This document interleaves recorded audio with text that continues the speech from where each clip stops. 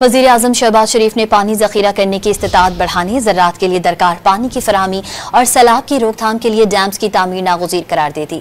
वज़ीर आज़म की ज़ेर सदारत दियामिर भाषा डैम और दीगर आबी वसाइल के उमूर पर अहम इजलास हुआ। वज़ीर आज़म ने बावर कराया कि हमारी माशी खुद इन्हिसारी का दारोमदार सस्ती बिजली और ज़राअत पर है।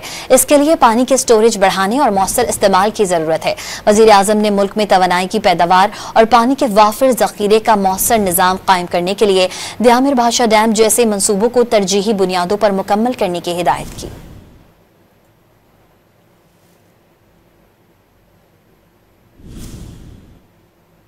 वज़ीर आज़म शहबाज शरीफ ने पानी जखीरा करने की इस्तिताअत बढ़ाने, ज़राअत के लिए दरकार पानी की फराहमी और सैलाब की रोकथाम के लिए डैम्स की तामीर नागुज़ीर करार दे दी।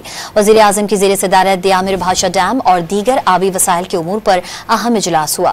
वज़ीर आज़म ने बावर कराया कि हमारी माशी खुद इन्हिसारी का दारोमदार सस्ती बिजली और ज़राअत पर है।